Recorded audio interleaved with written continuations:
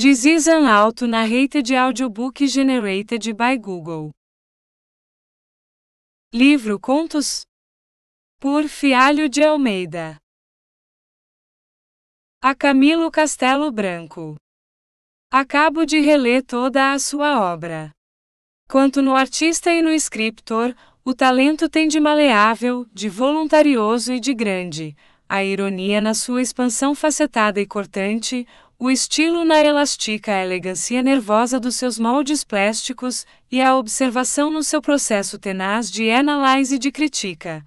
Tudo nos seus livros se encontra a mãos plenas, com uma opulência que deslumbra. Não sei negar admiração aos homens do seu tamanho, nem lhe recusarão com sinceridade e justiça os que, como eu, tiverem passado em revista os seus 30 anos de gloriosa e eflorescente atividade. Peço-lhe que aceite a dedicatória deste livro mediocre, que pude elaborar nos OCIOS de uma vida, cortada de trabalhos e de sabores. Duas coisas me levam a consagrar-lhe o intento de amortizar uma dívida de gratidão pelo que nos seus livros me foi salutar, e o dever honesto de tirar o chapéu diante do que é superior. Parte 1. Os DONTOS. A Ruiva. A taberna do Pescada ficava mesmo em frente ao cemitério dos Prazeres, e era frequentada pela gente do sítio, especialmente de noite, a hora em que os cabouqueiros e os britadores abandonam os seus trabalhos e entram na cidade em ruído. Tratava-se então de levantar um muro de cantaria que fosse como a fachada opulenta da gélida cidade de Cadaveres. Na planura que medeia entre o cemitério e as terras, o terreno via-se revolto, os carros de mão jaziam esquecidos, os montes de pedras miúdas e de argamassas antigas tornavam penoso o trânsito. Na lama constante do caminho, eram profundos os sulcos que as seges de enterro deixavam até a porta do cemitério, escancarada sempre, como a goela de um plesiosauro faminto.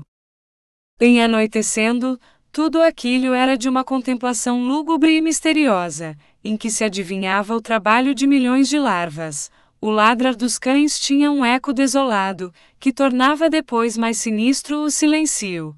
A porta fechava-se sem rumor, girando em gonzos discretos, e uma luz esmaecia na treva, no fundo dos ciprestes e dos túmulos diante de um santuário deserto, onde o Cristo do alto olhava vagamente o guarda-vento.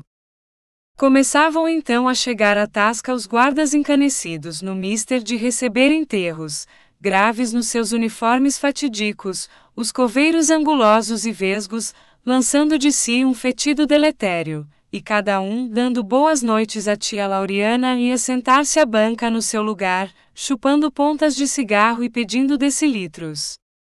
Todas as noites a casa se enchia, e o aspecto era sempre o mesmo. Ao fundo, encostada ao balcão forrado de zinco, a tia Lauriana, mulher de grandes seios e arrecadas, que tinha a especialidade dos pastéis de bacalhau e pernas masculacha rindo de grosseiras saias de baetilha.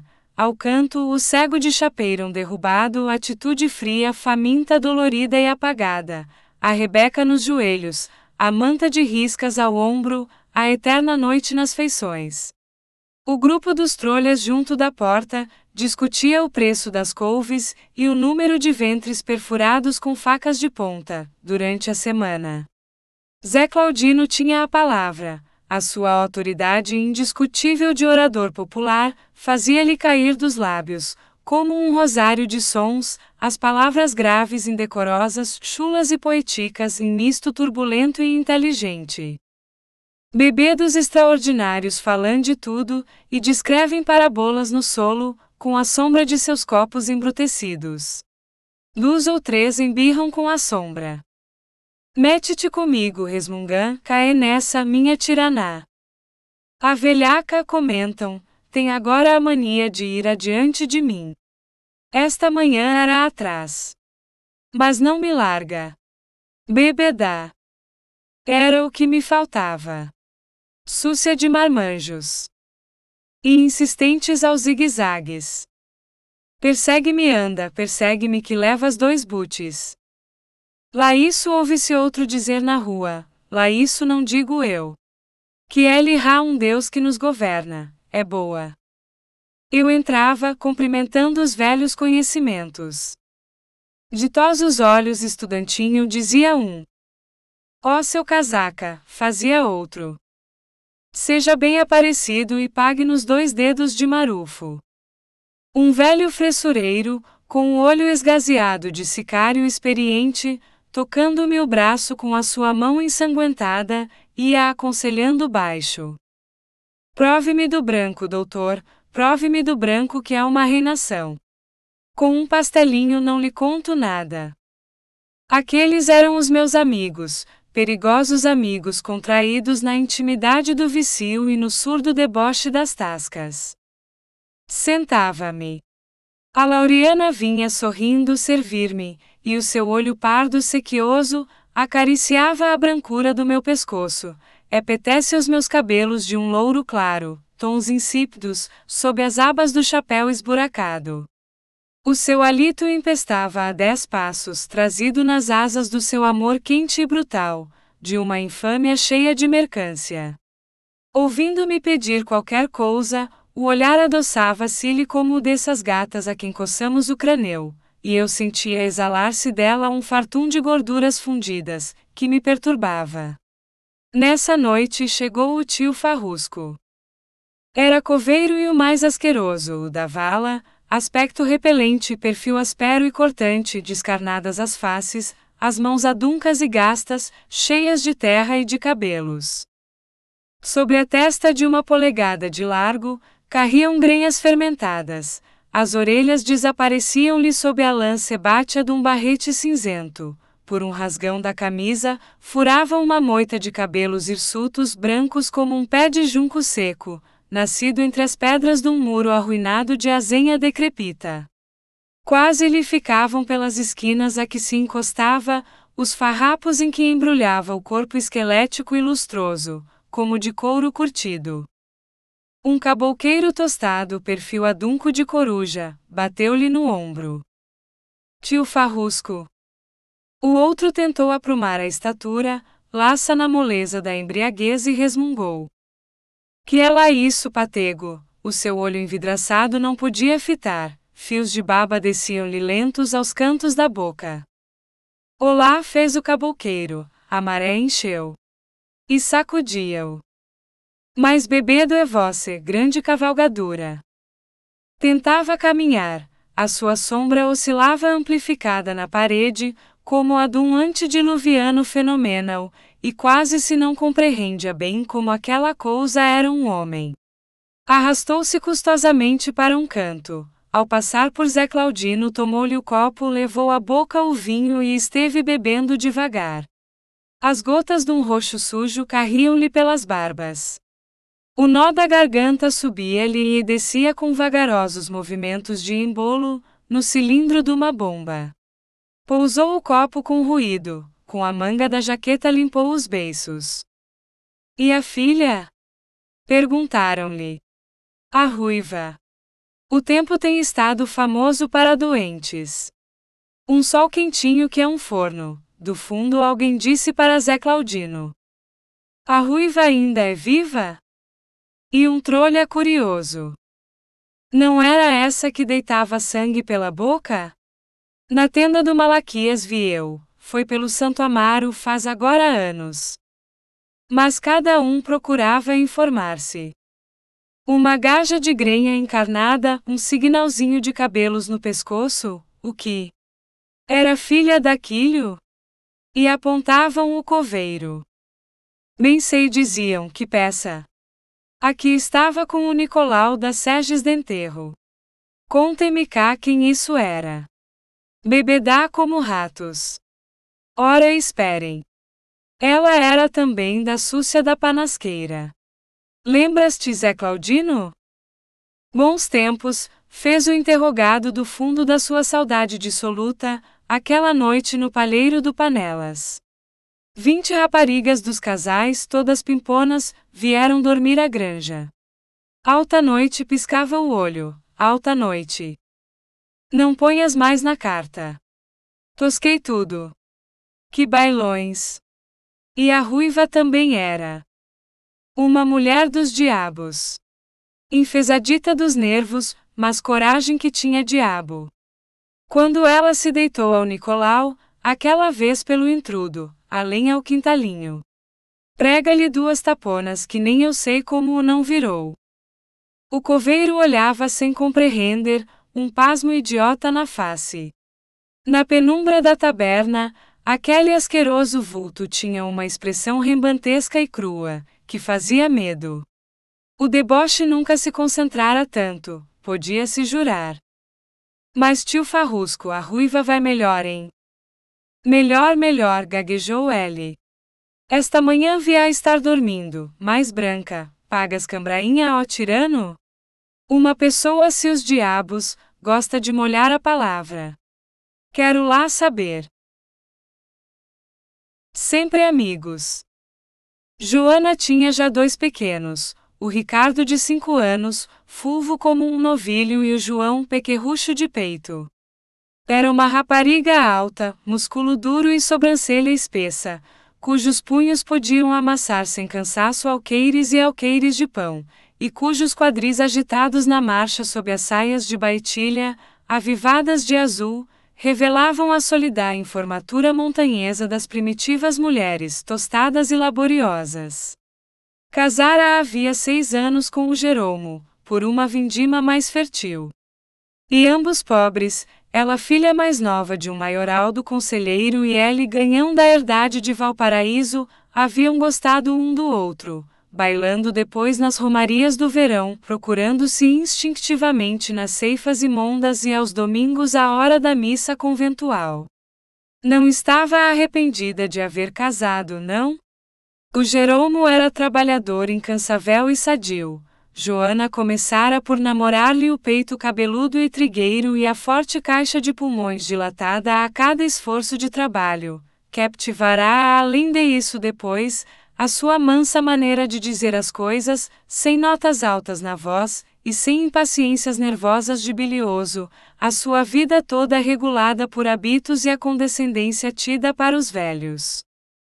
De uma vez vira-o erguer-se de punho cerrado e olho torvo, a desancar numa malta que primeiro o espicaçara de bestialidades. Até ali todos de boa saúde, louvado Deus! 6 anos de ventura decorrida sem atritos e sem nuvens. E os 2 rapazitos? Lembrava-se dos terrores do primeiro parto e das alternativas de humor características, os suores dorsais e frios, a dorzinha vaga primeiro e intensa depois em toda a região dilatada.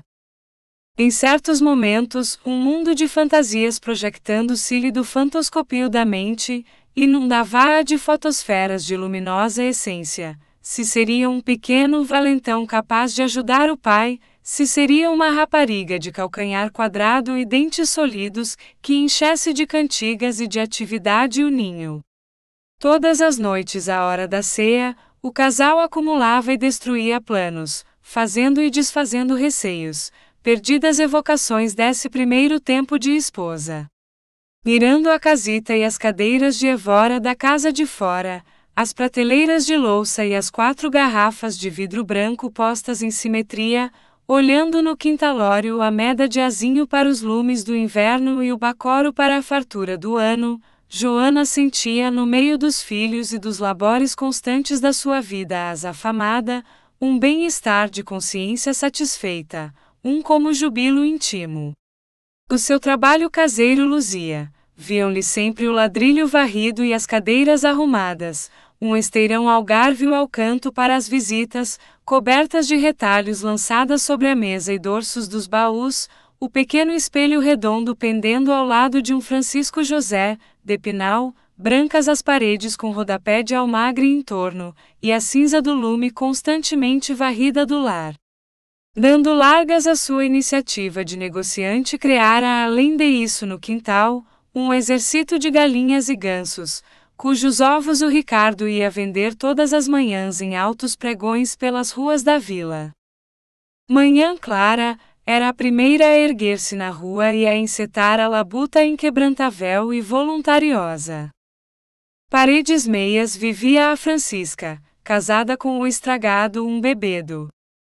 Joana tinha amizade a essa pobre mulher macilenta e sofredora, semanalmente espancada pelo marido, que para mais lhe impunha o sacrifício de fomes e farrapos.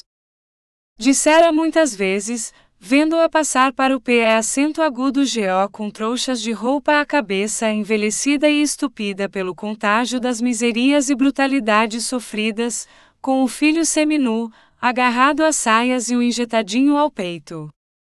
Nem sei como você me se pode, coitadinha. A outra não se queixava, tinha as miseráveis resignações de uma cadela expulsa, com um jeito de ombros e a voz sumida retrucava sempre. Então paciência. Deus não quis. E Francisca era reconhecida à vizinha, que bastantes vezes a livrará das brutalidades do Bebedo, e das frequentes penúrias da casa.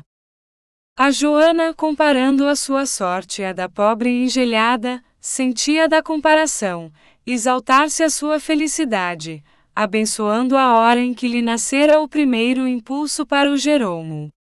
Quando este chegava do trabalho, com o largo e velho chapéu braguês deitado para a nuca, a manta e a enxada ao ombro, ceifões já pelados pelo convívio dos ásperos atritos, o burro e o borrego atrás, fartos de erva e alegres da jornada, Joana não se continha sem lhe referir os sofrimentos da pobre mulher e a pancadaria do estragado.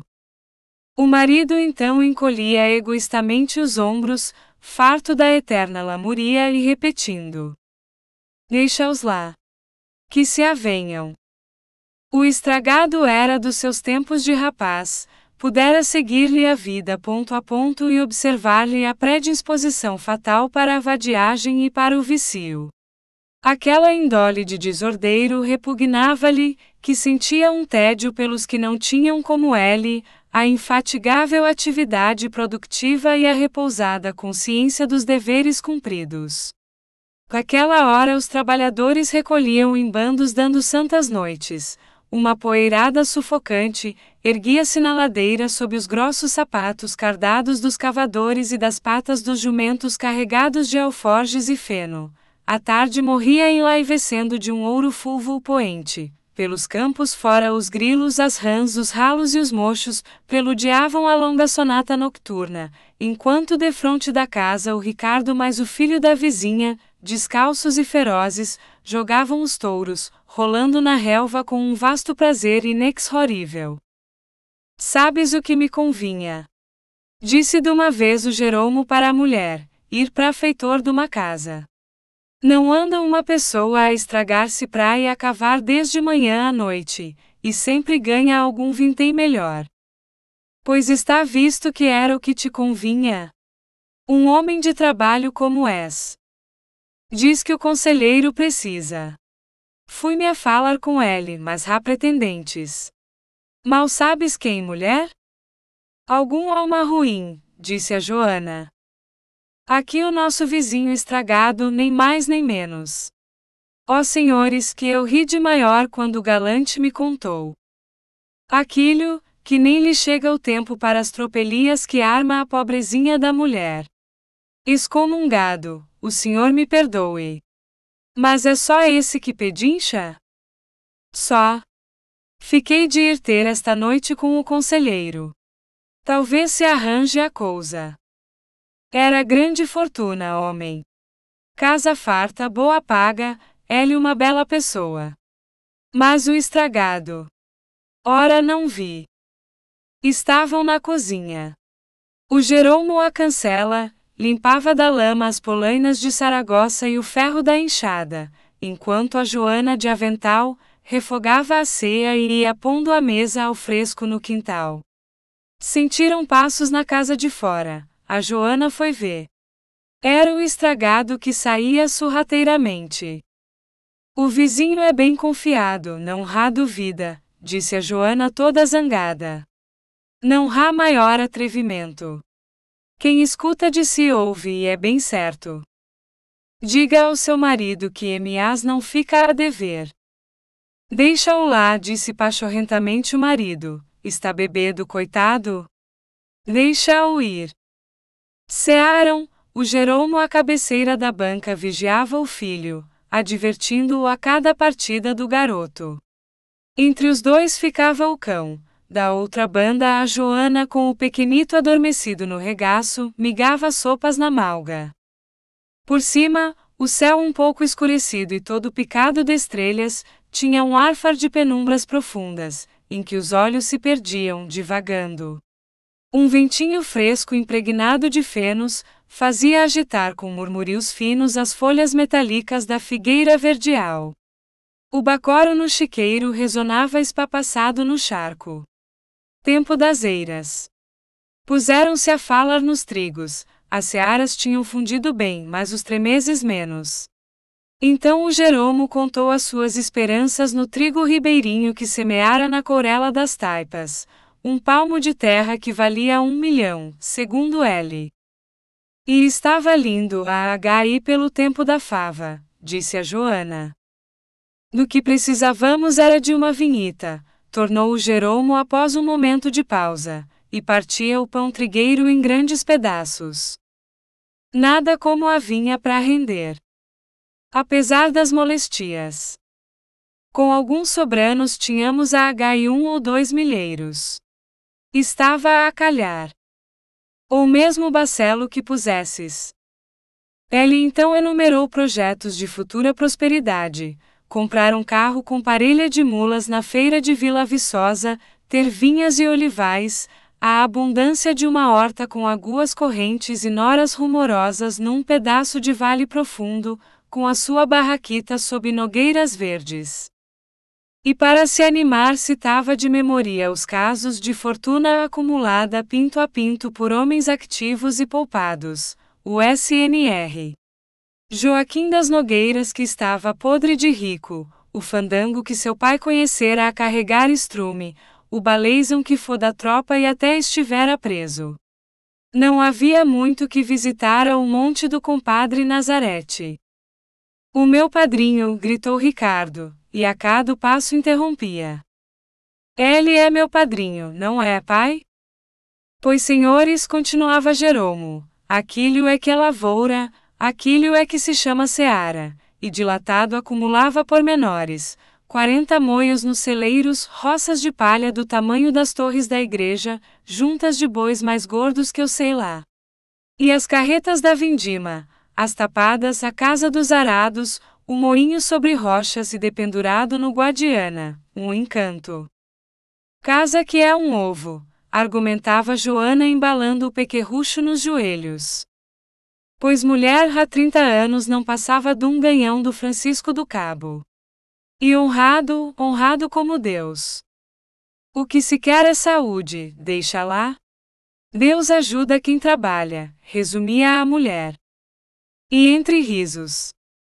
Muito me havia de rir se ainda vinha a ser a senhora lavradora.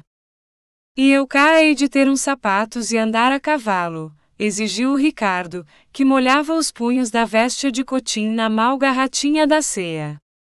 A dizer a verdade, não temos sido dos mais infelizes. Está de ver que não, apoiou Joana.